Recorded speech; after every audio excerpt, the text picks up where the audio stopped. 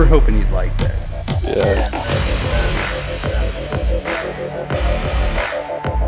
Trying to figure out.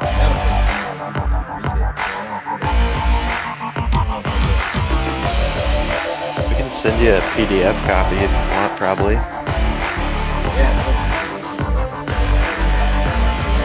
More clean stuff. Well, actually, I probably wouldn't even need it. I can just select it.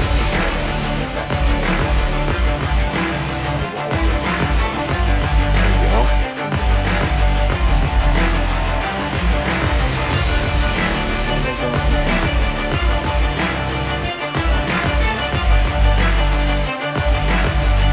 Are you live, Shane? Yes, sir, I am.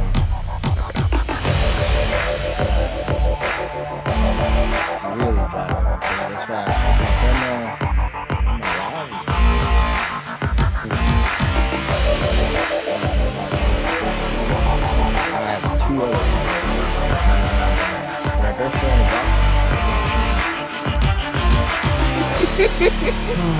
I love her.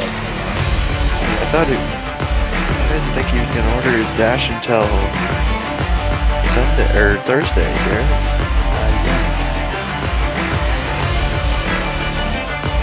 So, this is Jeremy.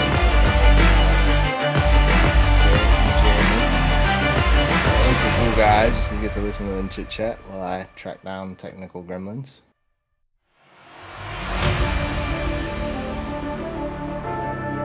So, that was you that followed me, right, Garrett? Yeah, that was my Into first one. stream? Yeah, I was gonna say, because I was like, G Streets. I'm pretty sure I know who that is. I'm like, if that's not who I think it is, then that's a huge coincidence. Yeah, I don't interact in the live as much as Jeremy does. Usually. Yeah, but why not? I can't both be in there at the same time, so I have to go out. Yeah, I always ask when I see the SM. I'm like, all right, which one is it? Probably shouldn't spend as much time as I do on there, but man, you're like, I'm gonna take a quick 2-minute break, and then all of a sudden you're 45 minutes and 8 different streams in. And I always feel bad just popping in and saying I know things, which that's what I did to you. I thought that really got distracted.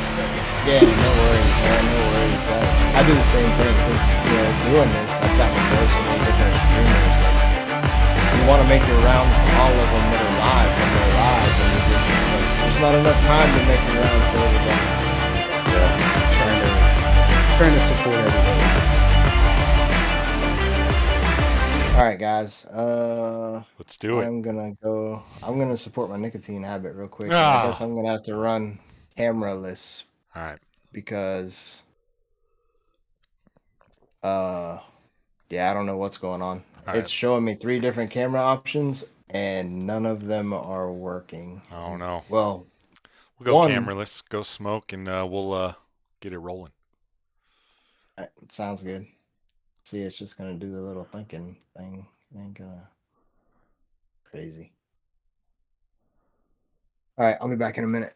Did you guys race it all today?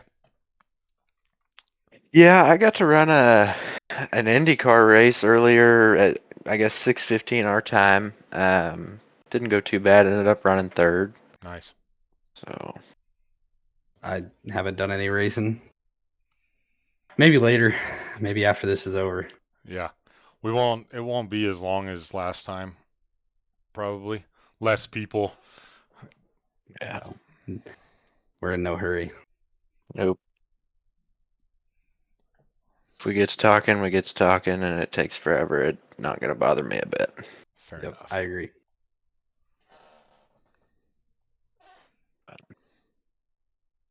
Yeah, I had the old Garrett, the old IndyCar master, spot me. Probably would have ended up in the wall had I not had the expert advice.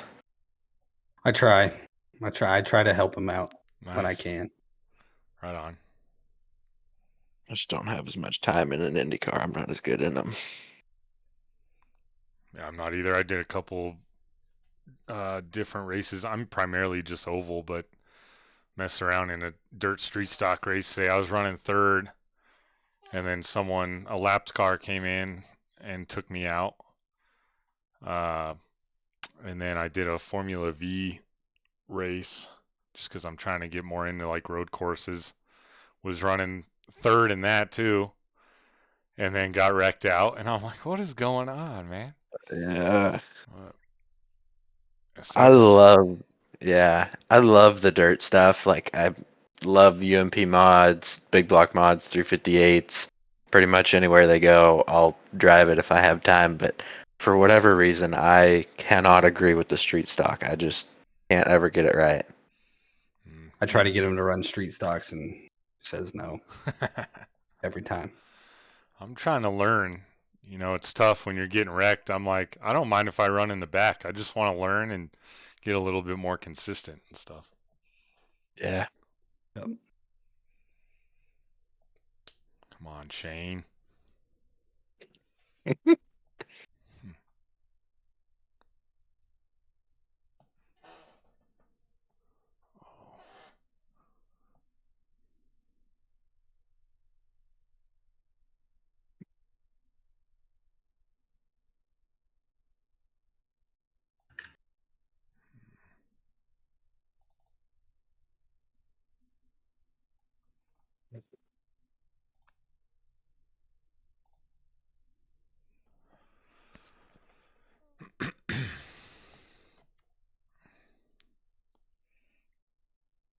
Dan, welcome to the TikTok. Yeah.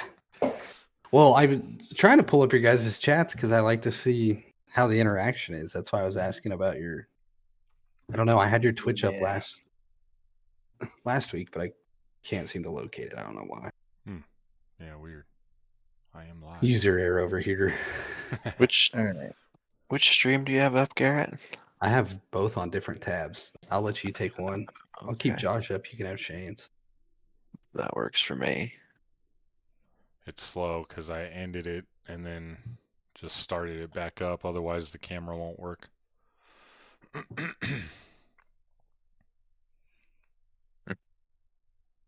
This is bumming me out totally because I wanted to show off my new button box. Well, did you end your TikTok stream?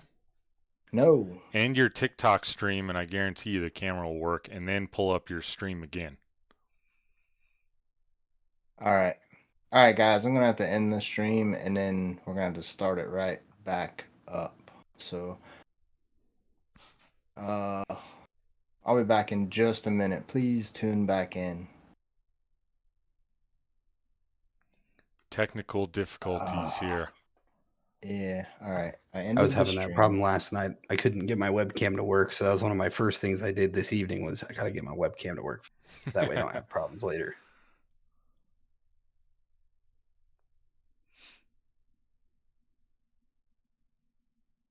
It's got to be something with Discord because that's my stream camera and it's not. So now you have TikTok closed. Close it completely. The live studio. I gotta close live studio all the way. Yeah. Oh yeah, because it's still streaming my camera up there. All right, let's see.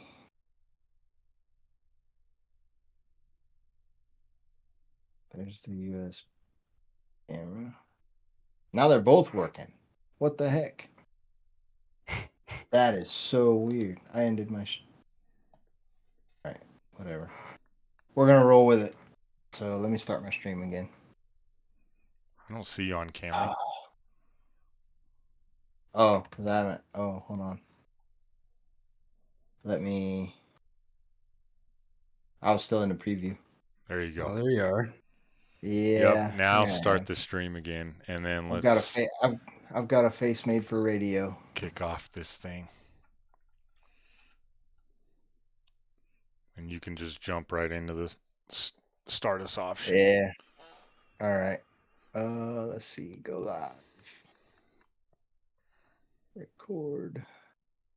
Oh, I gotta go through select all my stuff again. All right, go live. Trying to rush, guys. Sorry. All right. Worries. Get my mood lighting back on now that I don't need to see what I'm doing. Oh, all right. Now that got me so flustered I don't have the lineup up yet.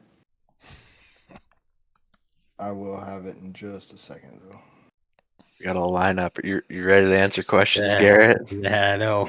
He's gonna grill us. Rapid fire. Always. All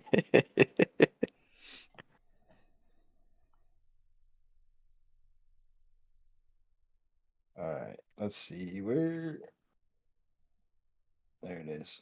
All right. We got it up now. All right. Welcome, everybody, to the Gear Up podcast. This is my first time hosting, so be patient with me. We're going to talk with the SM Racing Products guys about some of the stuff they've got going on. This is going to be kind of a tech talk episode where we're going to talk about our sim racing setups and stuff, and then we're going to cover the top dog race that we just finished, the 87s at Dega. And then we're going to do the Gear Up top 3, which is our top 3 iRacing vehicles. So should be a pretty cool episode. I mean, anybody that's watching, this is definitely, if you're a sim racer, this is definitely stuff you could talk about, like Forrest Gump talks about shrimp. So, all right, we'll start off with talking to you guys. You guys want to introduce yourselves again? For sure. I'm Jeremy Morrow. I'm co-owner with Garrett of SM Racing Products.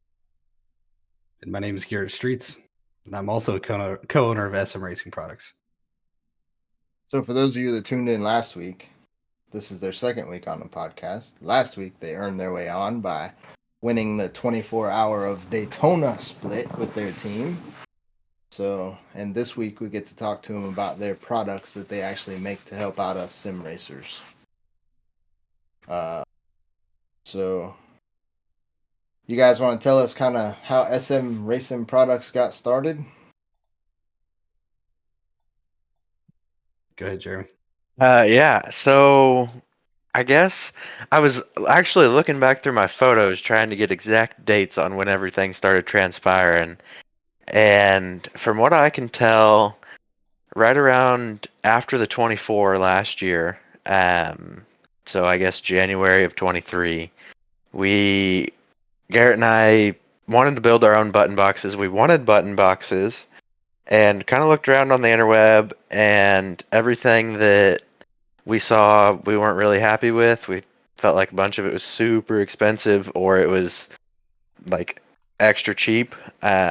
And so we kind of set out to build our own and do that and kind of fulfill that middle ground, and then ended up kind of turning into, over time it developed, well, we want to do this, we want to do that, and ended up kind of putting out what we would consider a top of the line product. But yeah, I mean, we just got started trying to build stuff for ourselves. We wanted the stuff, and so we started building it and kind of thought, hey, we might be able to sell these. Nice. That's awesome. So I heard an interesting story about how you guys are like from the same town but didn't meet until college. Yeah, so Jeremy and I are both from the same hometown, and we actually went to the same school and the same college and ran into each other. And then we both transferred to where we go to school now. And on the first day of school, Jeremy came up to me and said, "Hey, like, didn't you go to this other school?" And I was like, "Yeah, like I recognize you." And so even though we had crossed paths and we're from the same town, we didn't actually really meet each other until we got where we're at now. Right. Yeah, that's pretty cool. That Yep. is really cool. Yeah, that's a cool So- story. So you guys have lots of different products on the website, right? You guys want to tell us about some of those that you have available and in the works? Yeah, so we our big flagship thing is the button box, the BBO2 button box. So when we started this whole deal and made button boxes for ourselves, we had a few things that we felt like button boxes should include that we couldn't find. So neither of us have rigs, so we wanted to have a button box that we could clamp to a desk because we both race on desks, and that was something that nobody else really had that we could find. And then we also wanted to add like personalization, so have a cool touch and have your name on it or whatever you want to do with that. So yeah, that started the whole button box thing. With that, we developed mounts. So we've got the VESA mounts, different mounts for different sim rigs have come into fruition. We released a cup holder pretty early on. Then after we did all that, then we started working on the flags. So we have a flag display, the LM01, and then a light bar, the LM11 that we use for like tachometer, fuel level, things like that. And then today we came out with the DB01 dashboard. And what's that? What's the dashboard? So the dashboard is exactly what it says, a dashboard. It is 5-inch touchscreen, 32 LEDs. So I got one sitting in front of me here. I can show it to you guys. So Ooh.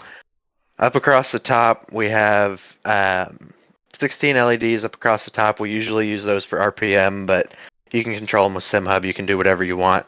And then each one of these bars on the side, and it kind of washes out with the camera. I was trying to get it to display better, but I just don't have a very good camera. Each of these has 8 LEDs in it over here. So you can display pretty much anything that you want with that. I've been using it in our stock profiles that are on our website currently. Display fuel level, but you could really display anything that you wanted to. They also display flags by default, so they display the green flag and the yellow flag, and then they kind of flash at you when you get below 12.5% fuel. And then in the center here, we have just a 5-inch touchscreen display. Those have worked out pretty nice. The touchscreen's pretty interesting. I've liked using it more than I thought that I would. But yeah, so that's our new product. We got a little bit of extra I/O on the back. I don't know how well you can see that. And then you can also run an LM01 off of this port here. Heat sets in inserts in the back for having nice metal threads to mount it with. Pretty excited about it.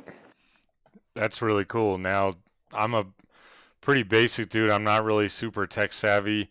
I needed a lot of help to set up my setup that I have now. So, to the average viewer out there or person that, thinks, hey, those products are really cool, how simple is it for someone to set up? So we have worked hard, and we do this with all of our products. The LM series was a big one for us, the button boxes. We try to write good manuals, and we try to do as much of the setup of it as we can on the backside to where you just download and import files. So that dashboard really shouldn't be all that tough. I think the process is written out fairly well in the manual. And basically, to get everything rocking and rolling, there's 3 files that you download and you import them to SimHub, and we walk you through how to do that in the manual, and you'd be up and running. We also, in the past, have jumped on Discord calls or whatnot with customers that were having troubles and kind of helped them get it situated. So I don't think setting them up should be too painful. That's something I really like, actually, is that, it's a small company. It's something you guys came up with. You guys are also sim racers, right? And you're very out there in the community, different leagues and groups and, different things like that, supporting streams. So if someone did need help, you're very accessible. It's not just a customer service number and, trying to get help over the phone, which is really cool. Yeah, we like to joke that we have about 18 hours of customer service a day. Because usually I get up earlier in the morning and Jeremy's up till 4 o'clock in the morning. So we have pretty good coverage if someone's sending us a message. That's awesome. So, Yeah. I just got this in the mail today. It's the BB01. And I cannot wait to hook this bad boy up, but I didn't want to do it before this interview so I can show it off on camera because it'll be right down here. The awesome thing is it comes with, Jeremy asked me what kind of wheel stand I have. They had the mount that's built custom for it. It's going to go right on the shifter mount. everything. So, and this particular button box has the coolest backstory. Like I am so glad to have this. Is like a piece of SM Racing Products history. When they start getting traded on the Nasdaq, I'm gonna have them autograph this. So here's the letter that they included with it, and I'll just go over the bullet points of everything that the components of that box have been through. So it's their very first production main board and push button PCBs using their own in-house design. Is the first production BB01 faceplate and push buttons. The body was featured in all of their original BB01 and BB02 product photos, so it's a movie star. And then the faceplate and push buttons were featured in the BB01 product photos. And the body and main board were used in Garrett's personal BB02 while they were running the 24 Hours of Daytona that they won. So that's pretty cool. So, we got mid-tier in there. It says he's gonna need y'all to make programs that VR users can use as windows in their headsets. Okay. Put it on the ideal list. Yeah. Yeah. Yeah, so the story of that box, and actually I do want to come back to mid tiers and just kind of talk about it because I think it's an interesting concept. But the story of that box is funny because I don't know that we really realized how much history was going into that piece until we got it together and we kind of got to talking about it like the night before we were going to ship it to you. And we're like, holy cow, this, like, every part of this box has some sort of history. The only part that doesn't is the PCB inside that houses all of the big toggle switches. You Yeah. know? I was so bummed when I that literal unboxing video that I did, like that was the real unboxing. I hadn't opened it. All I did was cut the tape before I started recording, right? And then after I ended that and then I read the letter, I was like, that letter needed to be part of that video because that makes this so much more awesome. Yeah, we thought you'd appreciate it, and for one, and then for two, we wanted you to know, the details of the stuff behind it. And, Yeah, what it yeah, was. that is to me that is the coolest. That just makes it extra cool to me, like to have that piece of kind of y'all's history. So that is really really neat. Yeah. So, did you want to get back to mid tiers question? Yeah, so I would love to work on that one day. I have heard things, and I don't know if there's an amazing solution out there for it, but I think that it would be really cool to be able to set up a webcam and while you're racing, see, like, if you look down and look at your button box, you see your actual button box where it would be if you were looking at it in real life, like you don't have the VR on. And I know that there's a way to do it, but I don't know if anyone has really put the time in yet to integrate that in a fantastic way with iRacing, but I think it'd be so cool to do. Oh, so that would be kind of a mix of what do they call it? Is it mixed reality? Like Yeah, the I think so. Pokemon Go stuff where like you can see real things and artificial things at the same time? Yeah. That'd be awesome.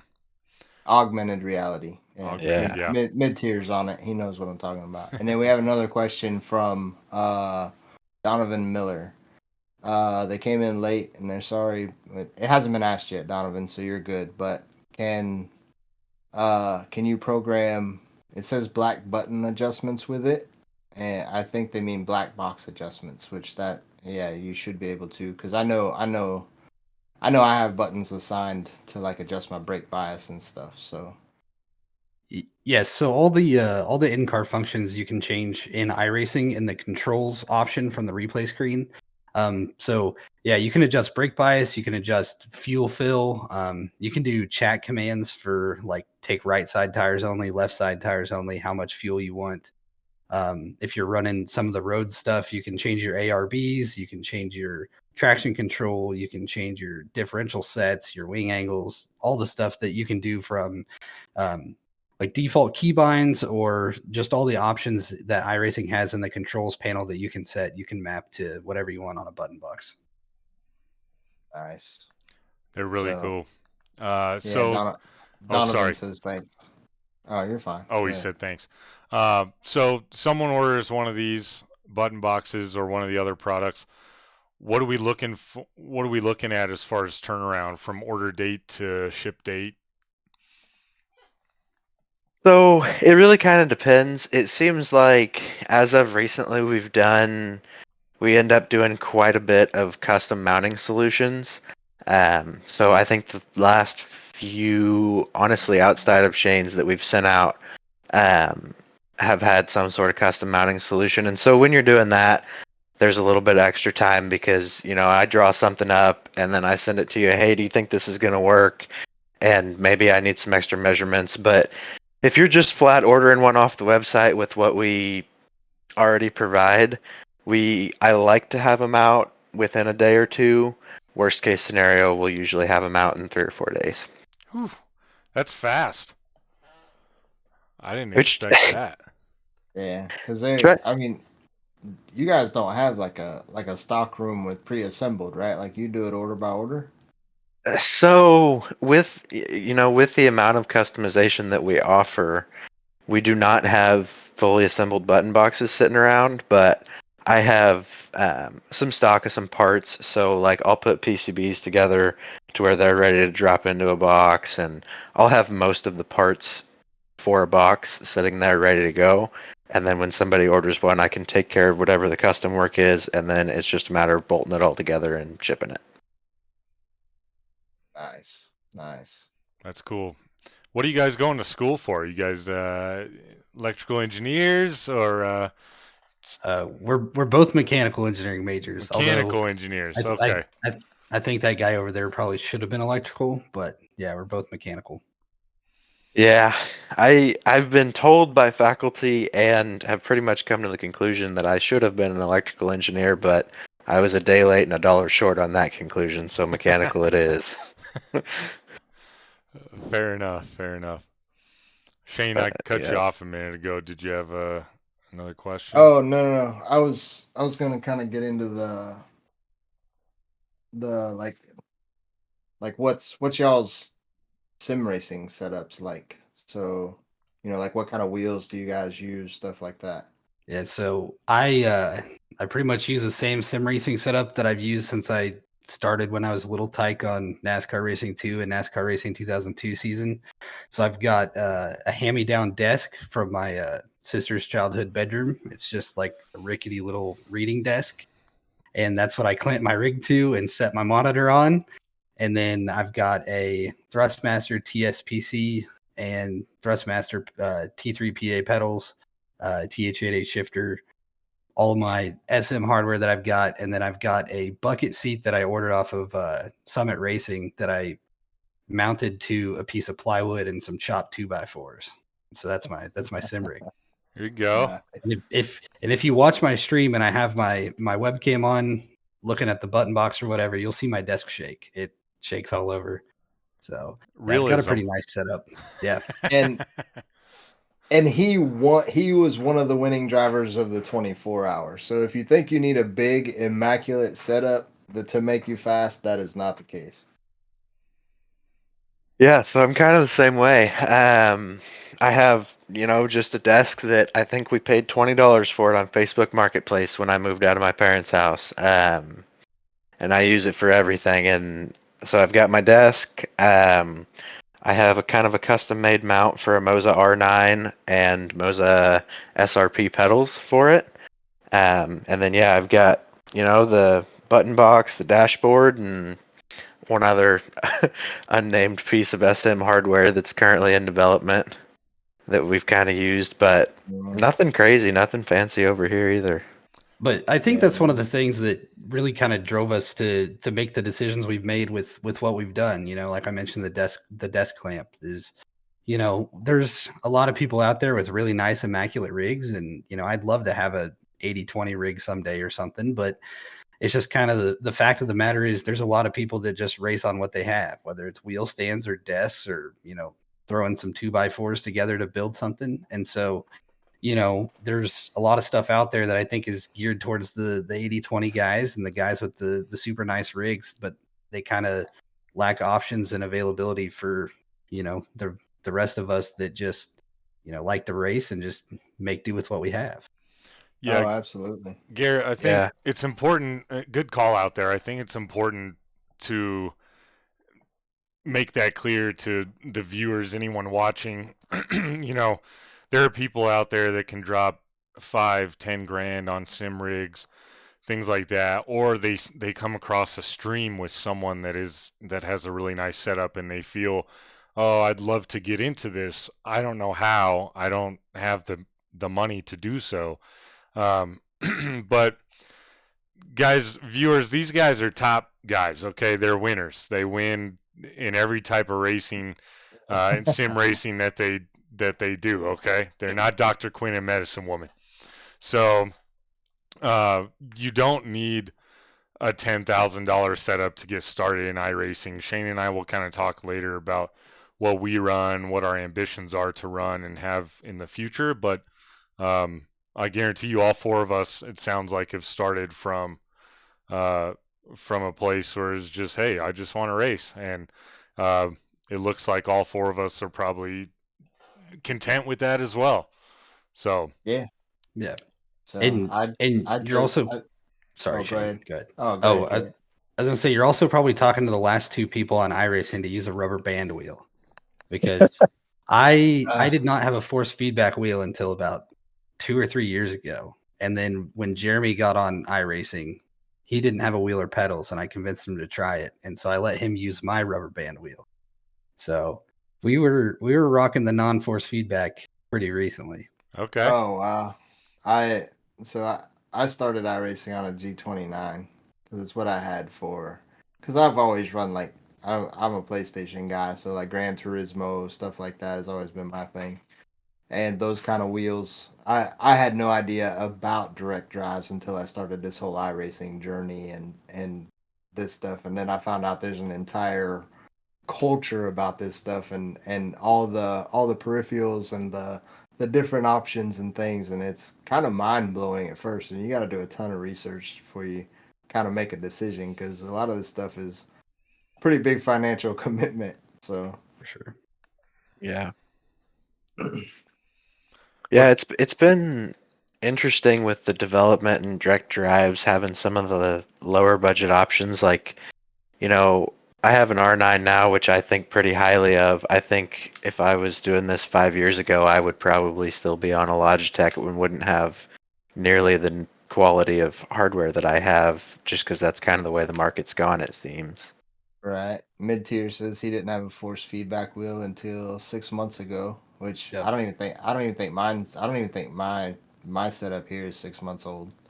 And then Donovan Miller says G29 clamped to a TV tray hooked up to an old ROG laptop to their 65-inch TV. That's how they race. All right, there it is. Yeah. That's a big screen, though. Yeah. Mm-hmm. Sometimes is. I hold on to the wheel so tight, I probably top the TV tray over, to be honest. Yeah. I have to put books yeah. on it, or nail it to the ground or something. Yep. Yeah, I just set up triples Sunday, and one thing that I didn't really account for that it's I mean, number one, like your viewing area is hugely expanded. So it's 3 27-inch curved screens. But the one thing that I didn't really think about that it does is the first race I ran with it, it's a distraction in your peripheral. Like anytime you see movement, it like pulls your eyes to one of those side screens. And I'm like, oh, this is gonna take some getting used to. So I'm not darting my eyes around all the time as soon as I see something move. It Yeah. definitely takes something, or it takes some time to get used to, for sure. But once you do, it's a game changer. Yeah. I think I drove it. I think it was a huge help tonight. I think the late model league race that I ran Sunday night was the first race I ran with triples, and and I think it was so much of a distraction that I was a little off the pace because of it, because it was kind of like information overload. It was the first time I had been able to look left and right without having to push a button and just getting the feel for it. And the one thing I've noticed is I have to resituate my driver in like all my cars now because it kind of changed the field of view. And in the late model, it literally felt like I was sitting on the floorboard of the car. Like I had to raise the driver height so high, you know, after it did all the reconfig for the triples that I mean, it literally, I felt like a 65-year-old, you know, the old "Where's the Beef" lady from the commercials down like this. The wheel was in my line of sight, and I'm like, what is going on? This is not where my guy was sitting before. Yeah. Yeah, the adjustments are weird. SM Racing guys, where can we find you? We shouted out the website last week, but might have been a little bit different viewership, I think, with what we were talking about last week. Yeah, so our website is sm-racingproducts.com. And then you can also find us on TikTok, Instagram, Facebook, and that's just SM Racing Products. Cool. Right on. Also, we'll make sure when we upload this to YouTube that we'll include a link to their website in the description. Yep, we'll put it in there. F-Bomb has a question from my Twitch. You mentioned the button box and the dashboard. What are the price of those two items? Yeah, so the BBO1 button box is $150, and then the BBO2 button box is $180. Both those have the same internals, the same functions. The difference is the BBO2 has lighted push buttons as well as custom text, so you can add your name, whatever you'd like on there, and a carbon fiber finish on the face and color option. For the dash, the DBO1 dashboard is $225. Yeah, that's a really good price for both of those. Even he says, "Damn, what a steal!" Yeah. Oh yeah. So and we appreciate it. And the pictures don't do them justice. Like when I picked this thing up out of the box today, like you can just feel like it's sturdy. Like it's a good build quality. Like you can definitely tell that it's made to last. Yeah, thank you. Gonna have to get myself one of them with all the light up buttons here soon. Yeah, well, they're all out of the coolest ones they got because it's sitting right here next to me. So. We'd be more than happy to build you one. I got a connection. I've had them. We've had them on twice in a row now. I know, right?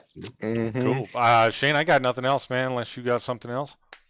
No, man. I think that covers it. I really appreciate you guys coming back again and hanging out with us and talking a little bit about. I'm glad we could talk about that dash, and I'm glad you guys had one to show because I knew your announcement was coming up, and I was like, they haven't said anything yet. I'm gonna have to message one of them and be like, are we gonna be allowed to talk about this or not? And then I saw the TikTok video, and I was like, it's fair game. We're good. Yep. Surprise. Yep. Yeah. We're really excited about that. I'm pumped. I don't know, like kind of the button box and the dash, I felt like, yeah, this would be really nice to have. And now that I've gotten used to using them, if I for some reason have to drive without them, I hate it. I'm like, I feel naked. There's a lot missing here. Right. Yeah, I think it was kind of the same way for me. You know, I wanted a button box, and then I got a button box, and like to feel flipping the switches and like turning the car off and turning the car on and saving fuel that way, and you know, just all the inputs, it just kind of adds a whole nother layer to it. It's, you know, it's just fun. And it's helpful, you know, it's way easier to make adjustments in the race, but you know, at the end of the day, we're doing this because we're pretending that we're race car drivers, and it helps me pretend that I'm a race car driver. And then same with the dash. I plugged in the dash and saw the data, and I was like, man, this is cool. Like this just adds a whole nother thing to it. Oh, for sure. For sure. I got a couple of things on my list. F-Bomb says when he finally gets all moved into his new house with a full setup, he's definitely going to be weighing his options, and these will be on his list. Oh my goodness. How long is he going to use this move as an excuse? You're going to get us EOLs for next week, Shane. How do you like all this? How do you like all the Starburst cars? Oh man, yeah, I talked to him in the interview. He said he loved them. Yeah. Guys, if you check out any broadcasts of races or anything, he's a phenomenal person to watch. Plus, tonight, not because I was involved in it, but arguably our best lucky dog, top dog finish that you could ever ask for. So, I definitely recommend that. It's triple F bomb. Mid tier is asking, can you use it for ATS? You can mid tier. You can use it for ATS, Farm Sim, ETS. What else can you use it for? I mean, you can use it since the new PCB update. So anything that's been bought since the button boxes were updated, they show up to the computer almost no different than an Xbox controller. So unless the game that you're wanting to play is looking for a very specific ID of a controller, you can use them for whatever. I use mine in Discord. I've got it mapped as mute in Discord so I can mute myself. Oh wow. That's But- awesome. A lot of versatility. I'm sure mid tier's happy to hear that because that's his other love that he Yeah. likes to do. What's up? Just browsing in the TikTok. Mid tier says he's gonna need one tomorrow. Tomorrow, Yeah. I can get started on it tonight. How about that? Shane, before we go, I was going to tell you, I think I'm going to ask you to get a count over the next week of how many times you forget to start the car at the beginning of the race when you're gridding up, because I still to this day do it, and then you have to get on the radio and give the shameful "I'm sorry." Yeah, right. Yeah, Yep, I do yeah. it too. I'll have to put a little notepad next to me over here and put a check mark every time I do it. Because yeah, I'm sure that's something that's gonna happen for Yeah. sure. Yeah, or I'm gonna be like, is my headset not working? I don't hear the car running, and it'll take me forever to realize. Oh wait, I gotta reach down and turn it on now. Yep. Cool. Yeah, I'm really looking forward to that. I appreciate that, guys. Yeah, we're gonna Yeah. need a video of it once it's all set up. Shane? Oh, there will be. There will be. Good, good. I need to make a video of that letter too. I was so bummed that I did that. That unboxing video I did was real time unboxing. I hadn't looked at it. I hadn't moved a little piece of popcorn or nothing. All I did was cut the tape off and started recording. And so I kind of blew past the letter because I was excited to get to the box. And then after I finished the video, I go back and I read the letter and I'm like, this definitely should have been part of the video. Like, why did I blow past this letter? Yeah. It's all right. Ooh, I don't blame you for being excited. Yeah, I appreciate it, guys. Man, that's awesome. Yeah. Right on. Thank you. Yeah, appreciate you guys Yeah. coming by again. We'll go ahead and cut you loose. But as Shane said, we'll get those links set up in the YouTube, and then I'll tag them in the Twitch video. I think I can do that after the fact, whatever. But yeah, and then I'll shout them out too in chats. So appreciate it Yeah. again. Awesome conversation. Keep doing the good work and turning out Yeah. those high quality products. I'm sure you'll have a lot of customers, or a few customers from this, hopefully at least here soon. Keystone, you said you'd like to make a switch box. I know you just joined, but this is actually what we're talking about. These two guys in the windows above me are Jeremy and Garrett of SM Racing Products. So we're actually we were just talking about button boxes. Check out their website, sm-racingproducts.com. Right on. Thanks for having us. Of course. Oh, Yeah, no thank you. problem. I'm already trying to think of another excuse to have you guys on. I guess you're gonna have to win another big event, or reveal it, or reveal another big product, so we can get you back on here. Because I enjoy hanging out with you guys anyway. Whenever you Yeah. want us, we'll be here. Sounds good. I appreciate Y'all it. have a good night. Take care. Yep. Thank you. Cool, man. Really cool to have those guys on again. Oh yeah, those are two of the nicest guys ever, and I'm glad they're finding success in something that they enjoy. So Hell yeah. What are we getting Jeremy- into? Oh, sorry. Go ahead. Jeremy, I've talked to on the side a few times, and they have like the coolest outlook on SM Racing products. He says him and Garrett both agree that if for some reason SM had to close their doors tomorrow, like people quit buying boxes or whatever, worst case scenario, they got to make stuff that they enjoyed making, and they got to make a whole lot of friends along the way doing it. So I mean, they're just really good guys, like really really down to earth, good hearted guys, and I enjoy their company a lot. Yeah, same. What are we getting So- into now? Oh, now we get to talk about the 87s at Dega tonight. Okay, let's go. I'm gonna let you lead off because I want to know what line you ran in qualifying to get on that front row. So, key for me, I always take the high line first lap, get that speed up. Mhm. Not first lap, I'm sorry, but coming around to take the green for the first warm lap. up lap. Warm up lap. And then I was way up top, went right down to the bottom, held it on the bottom, and then I let it naturally drift up the track, coming out of 2 and coming out of 4. Got right How up on far? the wall, and then Oh, you went all the way to the wall. right up to the wall, and then coming around the front stretch, I turned in and pretty much made a straight shot towards the start finish line. All right. So yeah, if anyone missed it, man, what an awesome race. I started second, just barely got beat out for pole. And then yeah, awesome race. Ryan Barrett gets the win, but I don't know if you would agree, Shane, but I'd have to say probably the best Lucky Dog race we've seen so far. And like I said, I'm not saying that because I'm biased, because I was there at the end. No.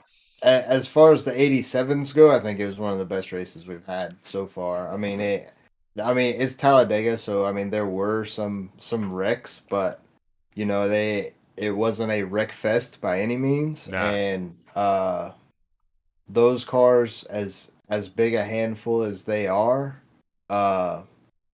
you know, the front of the field, I was chilling at the back because I was like, there's going to be carnage. It's a 40 lap race. There's no point. I qualified, what, 5th or 6th? Yeah. And I didn't put up any fight for position. So if a car got under me, I let whoever was in that inside line, they went by. Because I was like, I'm perfectly fine chilling at the back, because when stuff goes south, I tend to be like right behind where it happens or right around where it happens. And I'm like, I want plenty of time to hit the brakes. So I'm just going to ride at the back of the draft and save tires. And on the off chance that would have went caution free, I would have made it on fuel by doing that, because I was able to run like maybe 3/4 throttle. Yeah. And I was I knew the odds were next to 0 that we were gonna make it caution free, but it was in the back of my mind just in case. Yeah. And drove through some chaos, saw some cars flying through the air, managed to miss it all, but on the white flag lap, couldn't dodge it, and ended up, my car was pouring smoke down the back stretch after a wreck on the last lap. But What'd you finish? I think I got P10. Oh, dang. I didn't know you were involved in that last wreck. Yeah, no, yeah, it happened, like I said, right in front of me, and I tried to turn down to avoid it, and one of them coming down off the wall kicked me down, and it actually kicked me right into mid-tier, and then it shot me back up, and I hit the wall. I was able to keep the car straight, but it had engine damage, like it was just smoke pouring out the back of the car. So I kept my foot in it, and I was like, well, it's either going to make it to the finish line or it's not. And mid-tier got his car straight and got back by me, and then that was it. So I finished P10. Yeah, it was real challenging, man, to mid-tier. Appreciate the like. To move on the bottom line, man. I'd never raced 87s at Talladega, and you know, in pretty much every other car, you can get a real good line going, you know, as far as getting help behind you and a good draft going. And now that top line obviously can move up if they get more help. But tonight it was like, for so long, I mentioned it to you right after the race, I was boxed in pretty much on that lower line, you know, from I think like the second to last caution all the way till that last one. I had nothing I could do. I just had to be patient, let off when I had to, and just kind of wait my chance. And then that last caution, fortunately, put me up top, which I mentioned to you and the stream too. And that ended up being awesome. It's kind of counterintuitive, the 87s at Talladega, because you almost don't want a car right on your back bumper there because it makes you so loose on entry. So you kind of want to be the car behind because you can almost steer the car in front of you going into the corner by how close you are. So yeah. So you can almost move traffic out of your way without even having to touch them. Like all you have to do is get close, and it takes the air off of their spoiler going into the corner.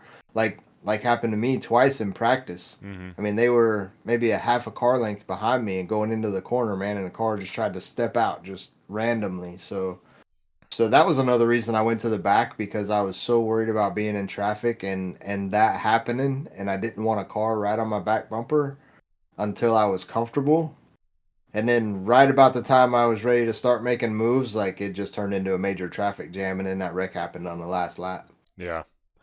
There was some good driving by everybody though. You know, I think for sure. As tires wore and things got close, and then I mean you called it too when that last caution came out, or the second to last, I think you were like, "Oh, well the time is now. You know, I can't wait any longer to try to make moves because of how tight it was." You know, it's not unusual in other cars to be able to go from, 10th, 15th in one lap and get those windows. But I mean, the maneuverability and control in the 87s doesn't allow for that as well. Right. Because they're so unstable and they move around so much. Like you've got to really pick and choose your battles. So it's not one of those things where you can just dive it in the corner and know it's going to stick, because depending on where the cars are around you is going to dictate whether it's going to stick or not. It's not like driving a next gen or an Xfinity, or definitely not driving a truck at a super speedway. Yeah. Those things are very aero temperamental, and they need all the downforce they can get.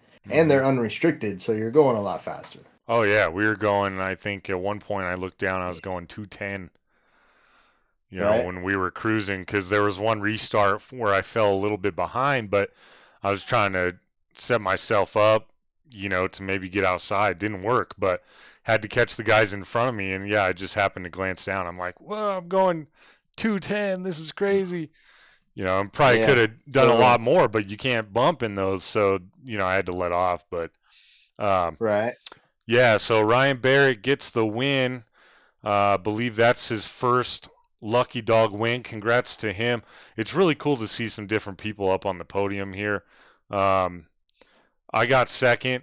Man, that feels so good to me, dude. I know, like. Oh, I bet.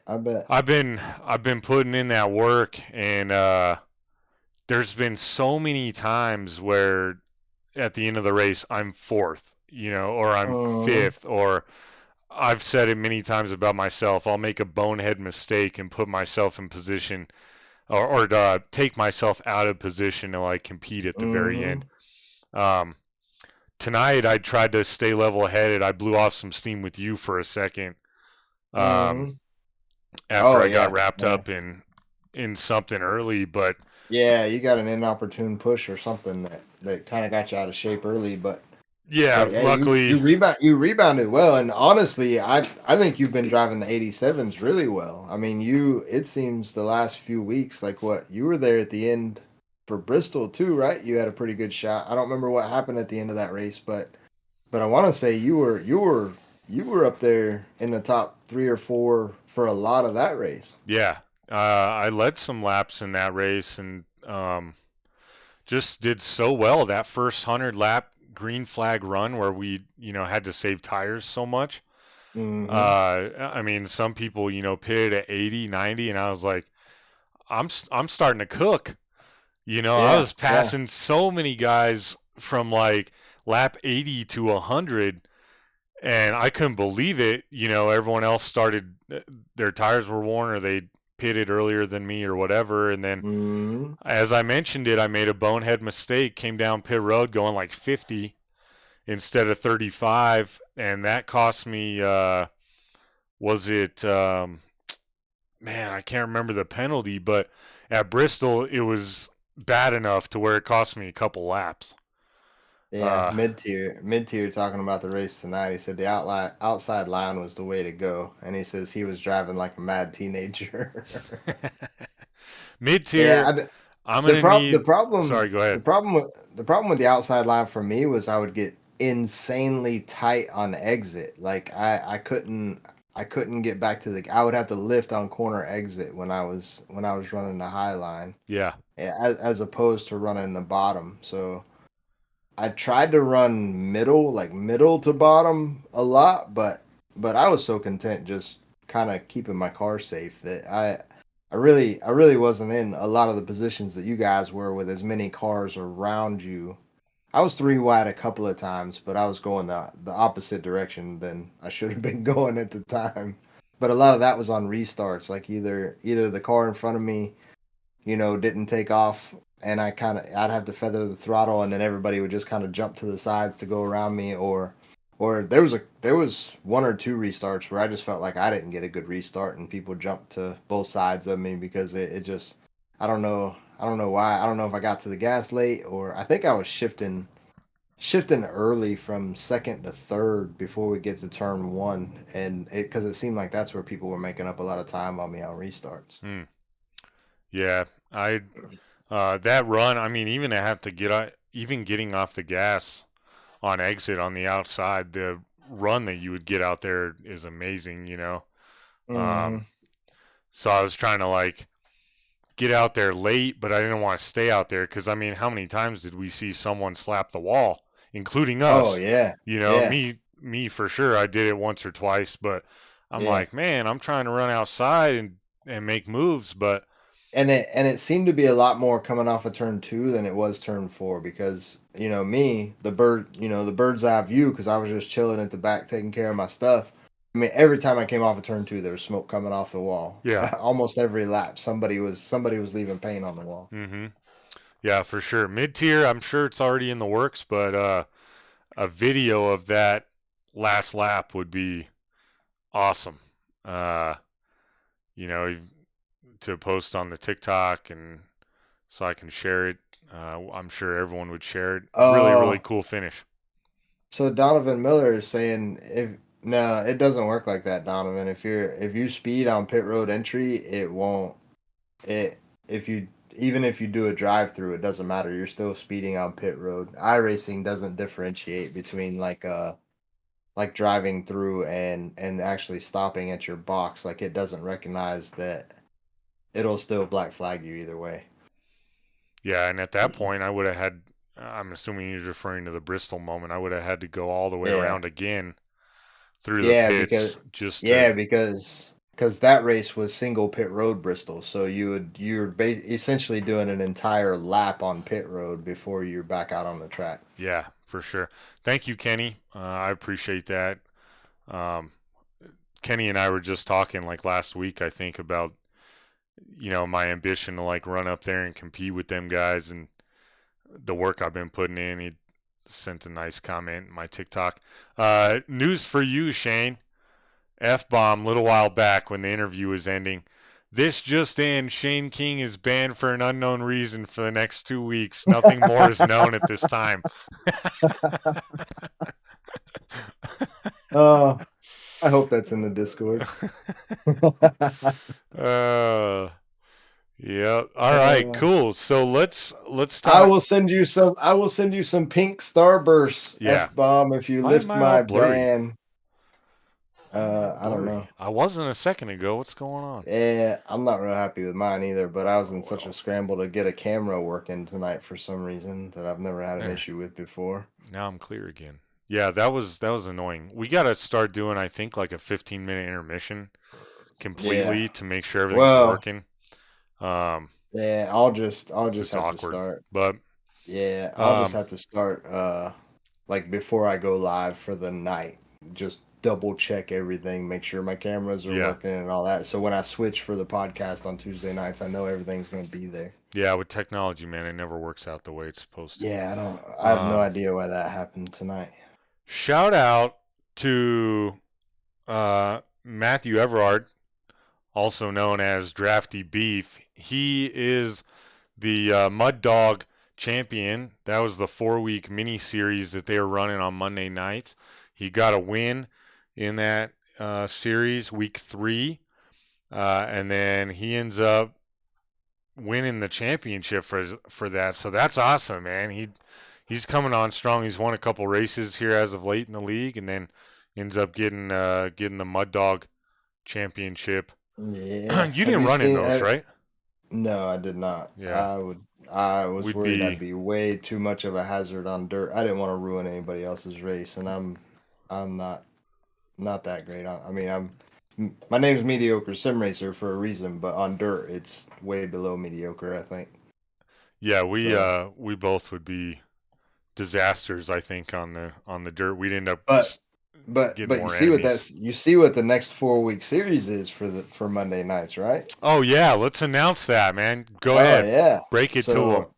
It's 4 weeks of figure 8 racing. That's gonna be fantastic. Yes. I may have to join into a couple of those just for the fun, because if you get mad, you get wrecked in a figure 8 race, that is on you, because that's what happens in those. So Yeah, let's talk about it a little bit. So we're running 4 different vehicles, okay? So mhm. week 1 is going to be the Lucas Oil Off-Road Pro Light 2, so the trophy truck, right? Week 2, the Street Stocks. That's a classic figure 8 car. That's gonna be a lot of fun. Mhm. Week 3 is actually one I'm not familiar with. The SCCA Spec Racer Ford. Oh yeah, those are like, yeah, they look like little go-karts. It's a road car. Okay, all right, cool, I've run some road races in them. cool. And then the last week, the Ray FF 1600. Not familiar with that either. Sounds like a road car. Jeez. Well, But yeah, that would be a lot of fun. I'm uh, gonna try to make those. And big note, damage will be off. So collisions, although it may cost you positions or whatever, your race isn't going to get ended. Yeah. So it's a good way to come out, have some fun. If you're not in Lucky Dog yet, maybe this is where you want to start. Let's cover that real quick too before we get into the Lucky Dog late model series that's still ongoing. We've had a couple questions. I'm sure you've gotten it in your stream a couple times. I've gotten it in mine. How do you join Lucky Dog Racing League? Message either one of us or watch the ads on TikTok. Yeah. Mid-tier says watch the ads on TikTok at mid-tier or Lucky Dog Racing. Sorry. So lots of ways you can join, but your starting points is going to be either that Monday night season that's going to change every 4 weeks, or Sunday night late model Lucky Dog series. They run Sundays. Shane, there's another one they just announced. You want to break that news too? No, I'll let you break that news because I don't have all the information up at the moment. All right, so another series is coming to Lucky Dog Racing, and it's going to be Wednesday nights, and this is going to be the Wednesday Hometown Hero Series. It's going to be at Volusia Speedway Park all 8 weeks of the season. I believe I did have that information. Going to be the big block modifieds on dirt. So this is going to be the primary dirt racing series for Lucky Dog. So if you're a dirt racing fan, another option to get into it. But you have those 3 options to join Lucky Dog and get going right away. And then the late model series is going to be what you want to get into if you're interested in getting into the Top Dog series with Shane and I, among others. Mid-tier, Kenny Cooko, he stopped by the chat. He's in there. Drafty. So that's their top series. That's invite only, I believe. But yeah, get started right away. If you need help, message us. No problem. But late model series, let's see. We got you ran in that, Shane. Well, Kind of. technically yes. There I were some qualified changes. I qualified and I ran the heat race. Yeah. So no big shock here. Caleb Sisk wins it again. He's won 3 out of the first 4 races. Our buddy Michael Weissman he won the second race of the season. Langley, man, that's a tough track. Yeah, well, I didn't get much practice, and I'm not spectacular. I'm horrible at qualifying in them cars, but I'm not one of the super fast guys anyway. And I don't know why, but I was thinking there were 2 heat races, so I got up to 5th, and I was like, well, that ought to give me a pretty good starting spot for the second heat race. And then there wasn't one, and I was like, welcome back, Amy. I was like, dang, I thought there was 2 heat races, but I guess there's only one. So I guess I misunderstood what we read. No, there were supposed to be 2, actually. I watched the broadcast back, and from what I gathered from it, the field was supposed to be split. The remaining field was supposed to be split into 2 heat races. It wasn't supposed to be everyone stacked up in that one heat race. And so what happened was it was supposed to be 2 drivers from each heat race went into the show. What happened is it put everyone together in one heat race, and it took the top 4 from that heat race into the show. And I finished 5th. Are you kidding me? Oh, really? my bad. Never mind. I'd have rather just thought the top 2 made it, and I was way out of making it. I didn't know you finished 5th, man. Now I find out I'm the bridesmaid. Holy crap! Man, my bad. Yeah. So hopefully, yeah. Drafty says iRacing decided to do its own thing. Yep. Technology, man. We were just talking about it. And F-Bomb says correct. So going forward, that is going to be the new structure in theory is 2 heat races. The remainder of the drivers that didn't make it through qualifying will go into the 2 heat races. So, yeah, I mean, if it makes you feel any better, if you had your own heat race, you would have finished 3rd. Right. Which still would have been one. No, I would have started 3rd. Oh yeah, you would have just had to make one pass. Yeah, and I've got a chrome horn, so. Didn't mean to bring down the vibe there. But apparently I don't have to worry about it for the next 2 weeks anyway. Oh no, that news has changed. Yeah. He said reinstated. Shane King's reinstated. I lost it on my little chat pop up. Let me see what he said here. Where is it? I don't have it for the. What the heck? Oh yeah, okay. This just in. Shane King has been reinstating. A meeting occurred between the officials, and the decision has been reached. So now you owe Drafty because he's the only other official. He had to be the one, to step up and say, Shane's too nice of a guy here. Yeah. I owe Drafty anyway, man. He does awesome paints, and he's kind of turned into my paint guy. Yeah, if anyone wants a paint that's in Lucky Dog, reach out. Again, we can get you connected. I don't know if I throw him out there like that. I don't know. Well, no, I mean if he's in, if they're in Lucky Dog, he said he'll make them a paint, but otherwise it's gonna come with a cost. We got to make Drafty a little extra money to support his iRacing habit and all the league series that he puts up for us, him and F-Bomb. If you guys missed the race tonight, I already mentioned, awesome race. But on top of that, we gave a nice little tribute and shout out to our broadcaster and our admin, F-Bomb. We all had the same paint scheme on there, the pink Starburst scheme. It was awesome, man. Which had to be a broadcaster's dream when you're looking down at 10 of the exact same cars and trying to call out names for positions. Well, let's ask him. F-Bomb, you're in here.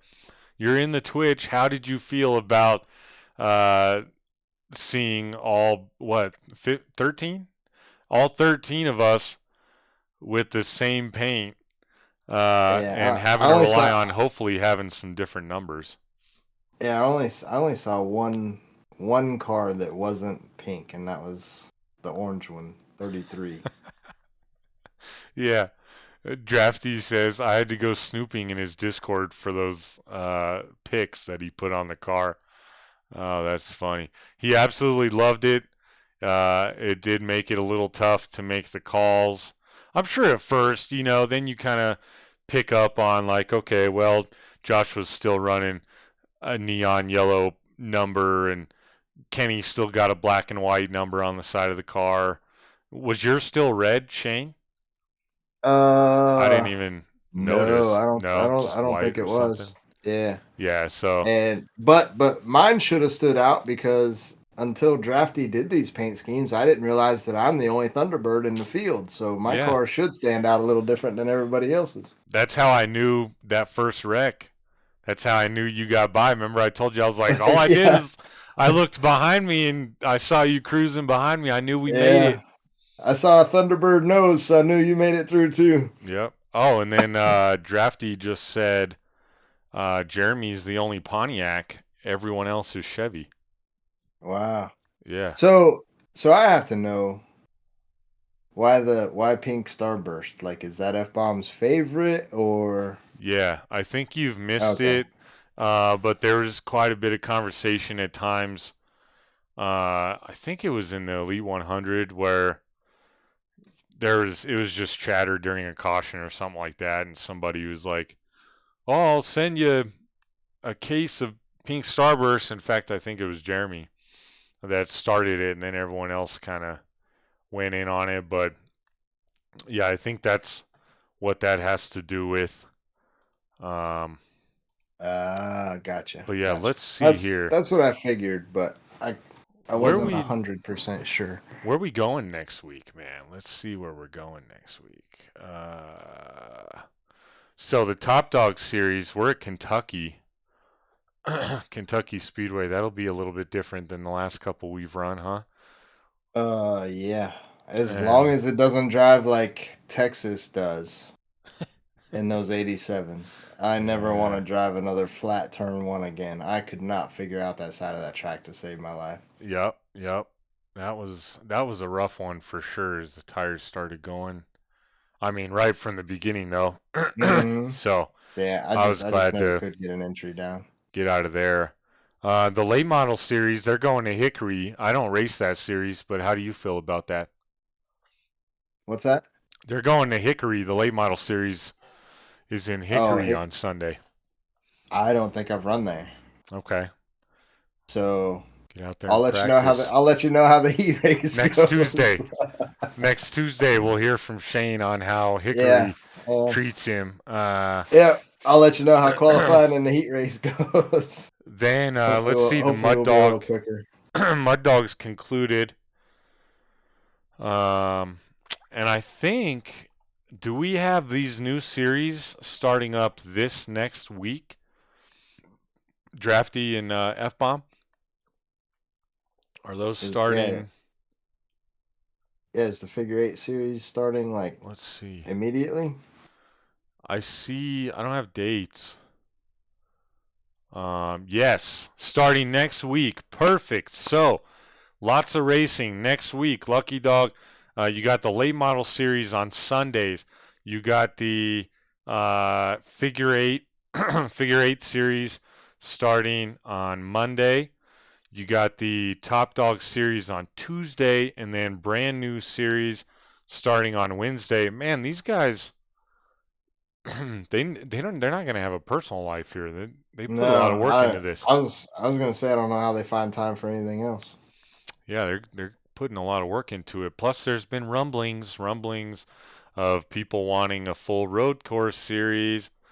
I don't know. We're going to see. I'm not breaking any news, so I don't know any details, but I know a couple people have asked about that. February 5th will be the Mad Dog Figure 8 series. February 7th will be the Hometown Hero series. Thank you, F Yeah, Bomb, so that's for definitely that. next week. Once again, if you're watching, if you're interested in that, hit either one of them up or us. Doesn't matter, and we can get you in there at least to start your Lucky Dog career. Shane, what do we got? What do we got going on now? What are we rolling to here? We're gonna talk about our iRacing setups.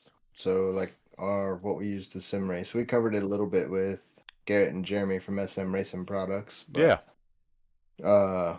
So I started on a Logitech G29, a little tiny like kid's desk.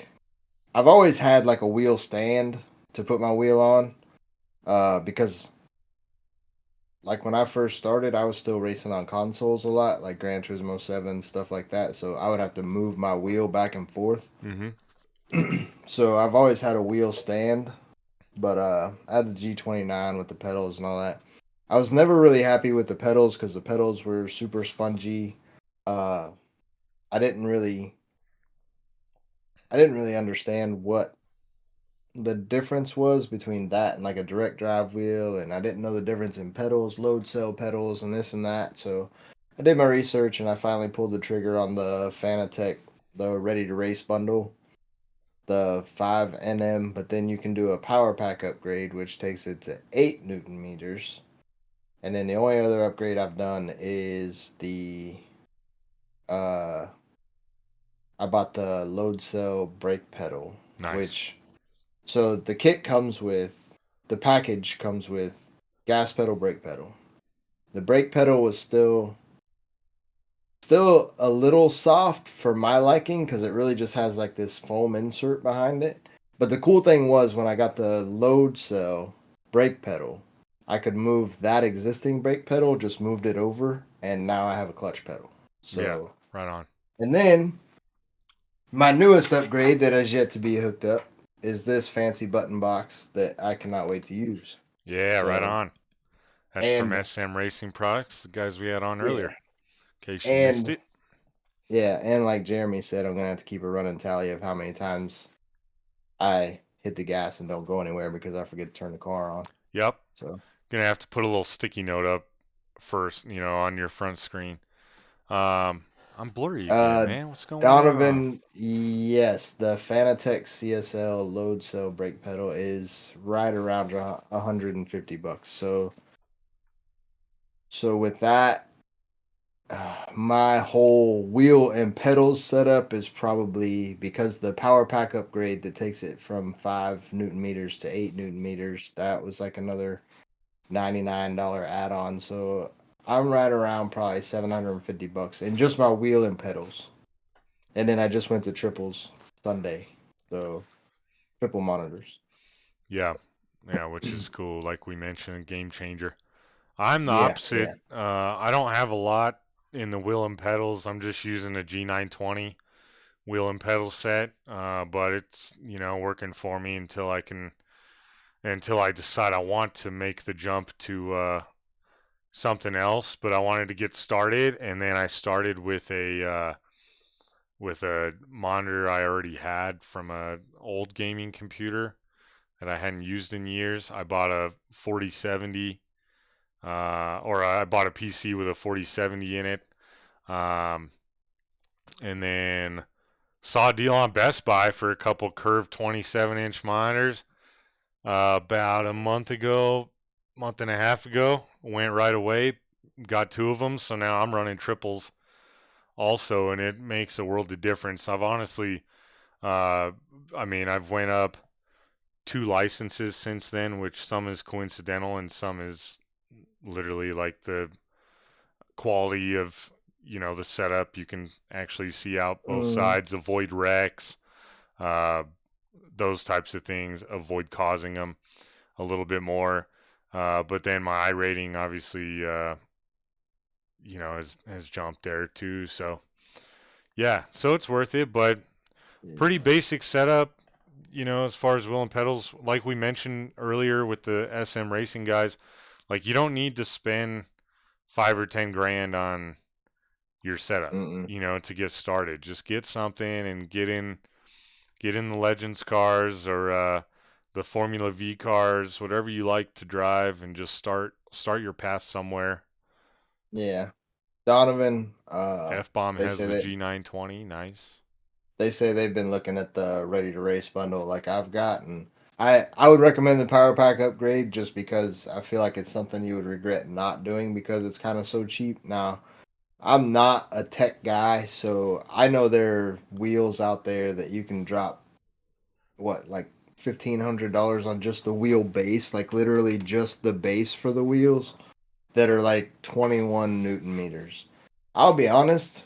So, I mean, maybe mine's not set up right, but the max is set at 8, and that's what it's set at in iRacing. And uh, like when I run like the Indy cars, the Delaras, I have to turn it down because those cars don't have power steering, and with the amount of downforce they have, you're wrestling the wheel constantly. Like, and that's at 8 Newton meters. Like, I couldn't imagine at 21. You know what I mean? Yeah, that's So, crazy. Drafty says he's got a Logitech G27. So yeah, some Logitechs. Cool. Well, we just wanted to cover kind of what we have. Obviously, we have some aspirations to get more of the SM Racing products in our setup here soon. But we're both quality racers. We get the job done with what we got, and slowly but surely upgrading different things. But Shane, what do you say we jump into our last little segment here and call it a night? alrighty. Sorry, this camera is bugging me. It's like aimed at. It is not set up correctly at all. This whole technical difficulty thing tonight is driving me crazy. Looks fine. So, uh, so let's see. So the Gear Up top 3 are top 3 iRacing vehicles. That's a very interesting question. So, as far as fun to drive, I mean, I'm primarily an oval guy, but I've had the most success in the trucks. Mm-hmm. That's where I've got the majority of my wins. So success wise, I'd have to say the trucks. Fun to drive wise is probably the rallycross cars. Okay. So I'm not super fast, and I pretty much just pick up positions as I see cars barrel rolling off the course. But as far as fun goes, they are super fun to drive, and I enjoy driving those cars. And then, believe it or not, the 87s would probably be in my top 3. Yeah. So 3 very different driving styles, Definitely. but all unique in their own way and present their own challenges, and I enjoy it. Yeah, for sure. Mine little bit of the same, a little bit different. My favorite is probably the truck for sure. It was the first kind of top level, if you will, vehicle that I could get into. In C class you can start racing the trucks. That's before you can race the Xfinity and Gen 6 cars and stuff like that. So I like that. Plus the Lucky Dog Elite 100 was all in that. So I just have a lot of experience with it. That was my first league that I raced in with that and everything. Then surprisingly, the Legends, man. I can tear up some Legends races. Yeah, I knew that was going to be in your top 3 because every time. So if you guys are in our Discords, there's a bot that posts our race results when you run an official race. And I'm pretty sure Josh lives in a Legends car because that's pretty much all it ever posts for his race results. I do a lot of them, but I mean, I didn't start iRacing all that long ago. So I try to keep myself controlled with like, oh, let me get this car, let me get this track. if I see myself racing it often, I'll do that. But then also like with our sponsorships, like I'm trying to keep it to where we have that money to be able to get tracks for leagues that we want to do. Sure. Or Or cars charity that we races. need. Yeah, charity Yeah. races, things like that, money races, as opposed to like, oh, the super late model is at wherever this week. Like, yeah, let me Right. buy that and use it once a week. Every 4 months or something like that. Keystone Kingpin Racing says the Caddy GTP is Nice. theirs. Nice. Yeah. We did one of those races. I don't know if you were in the Discord yet, but we did the caddy at Charlotte once, and it was the that random series where they picked a different wild card. That's what they called it. Was it the Roval or was it the regular oval? The regular oval. Yeah. Yeah. Oh yeah, that would. It was kind of fun. Mhm. So yeah, the legends. There's also some personal ties to that.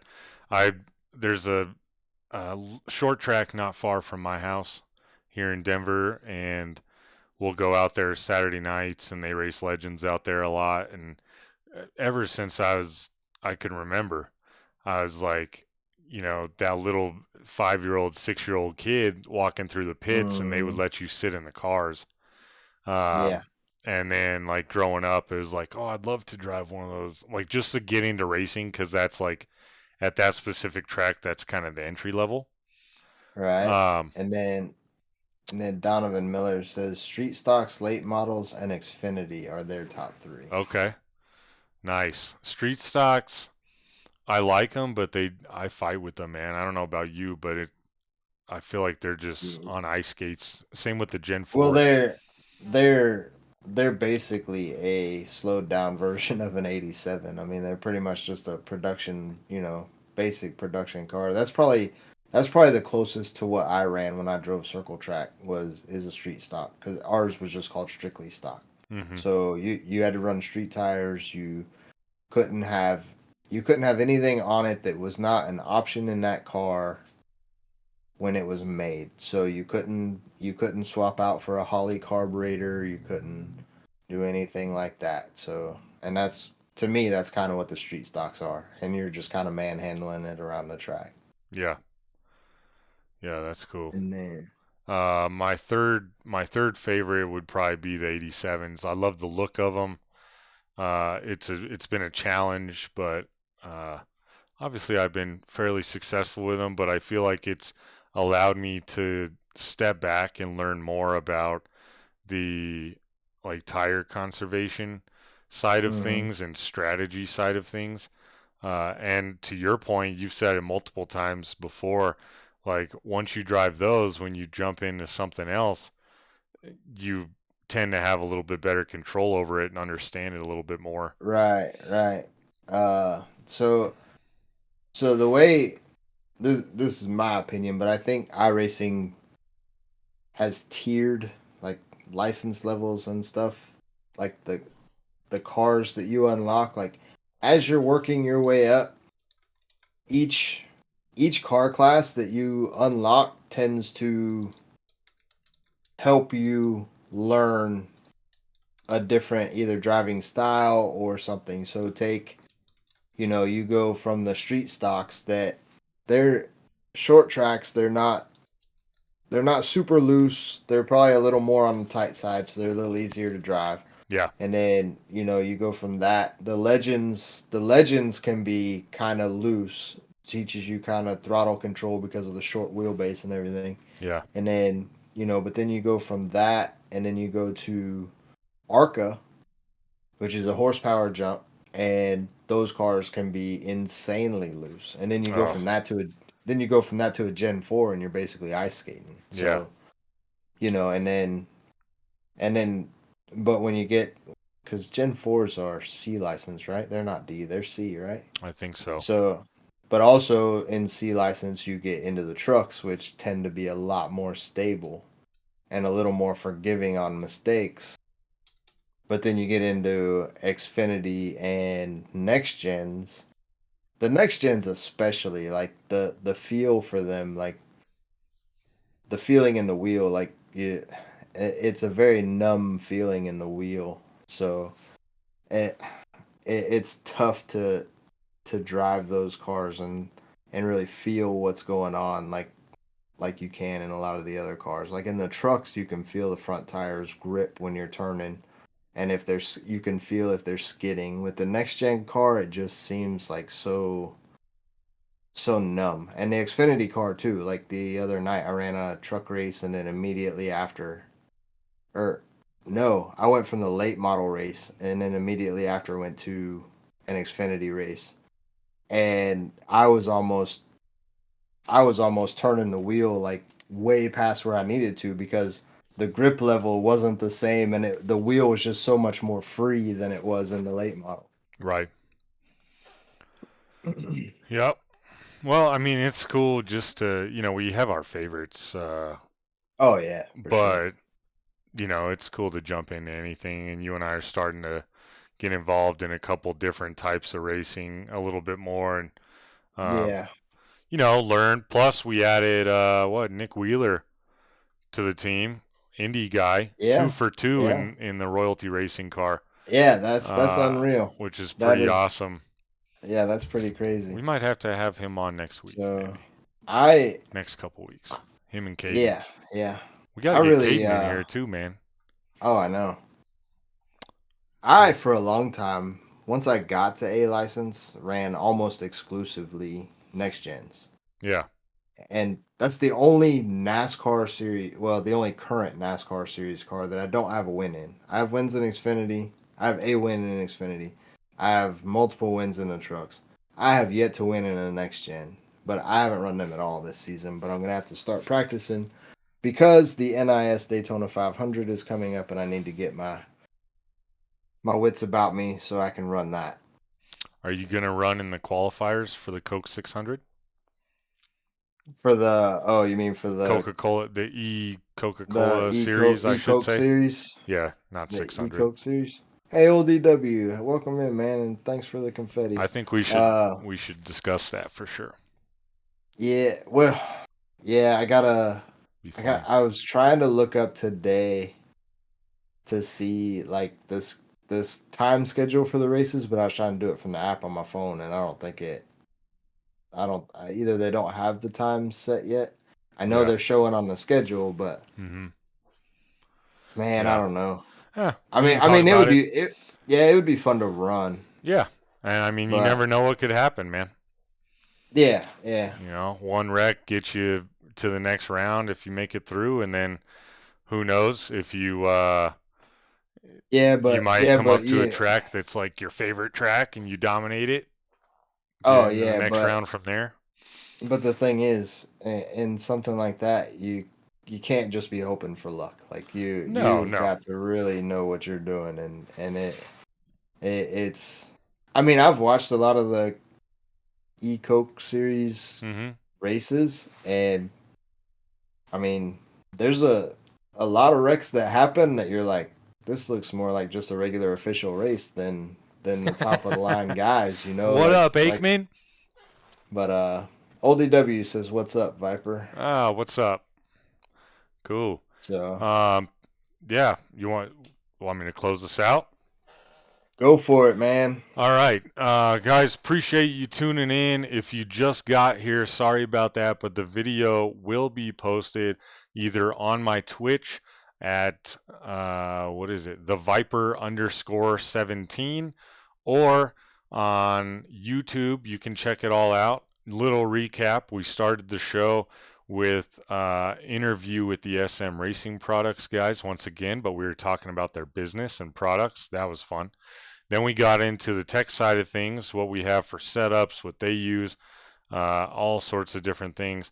Then we moved into Lucky Dog Racing, covered the race tonight. Extremely exciting. Strongly recommend you watch it if you haven't. And then we covered all the other leagues as well. What do you got over there? ODW just bought him a dashboard today. Let's go. There we go. You'll have to tell those guys that. Yeah. Oh, they are. I'm sure they already know because, like I Oh, said, they're yeah, they're the only two. They're the only two. So when that's they're true. the ones that see the names come in. That's true. That's true. So, It's not some uh, huge company that's going through a right. factory and they never see Yeah. it. But yeah, appreciate all you guys' support, hanging out. Thank you, F Bomb. Next week, I think we're gonna be halfway in some of these Lucky Dog seasons. I think, or right close near. So we might take a little bit of a deep dive into that. And I think we're gonna try to maybe get our teammates on here, discuss with them, and talk a little bit more about royalty racing because we haven't. But shout out to our sponsors, Speed Racing Network, as well as Majestic Promotional and Branded Apparel. And then, of course, under the umbrella of Royalty Racing for Shane and myself. We hope you all have a good evening, and we will see you next week on Tuesday for the episode 4 of the Gear Up podcast. But Shane will see you a lot sooner, weeknights for racing streams. And you got something to Yes. close us out, Shane? Yeah. So I plan to be live tomorrow night. I'll just be running officials. I don't have any league stuff going on. But Thursday, if you didn't get enough of Talladega tonight, the Stream Team Racing League will be tackling the high banks of Talladega in the Xfinity cars on Thursday night. How did I So, forget about that? I don't know, but I wanted to make sure to get that in there. I just didn't want to cut you off to do it. No, yeah, good call. Stream League, Thursday night, another Talladega race. Let's see if I can have the same kind of success as I had. I don't know. I mean, a lot more cars, right? I'd say just as high quality drivers, but a lot more cars. Oh, for sure. Yeah. Yeah. That league has grown.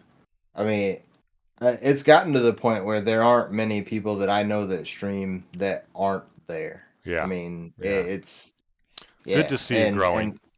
And I've had because I think the last race before the Glen, I don't think Watkins Glen had a huge turnout, but I think the race before that there was 24 or 25 cars in the field. Yeah, that sounds right. So cool. Yep. So yeah. both of us will see you on Thursday. Shane will see you tomorrow night, and then you can see Yep. us if you missed most of the show on my Twitch or YouTube. Have a good night. Thank you for joining us, and happy racing.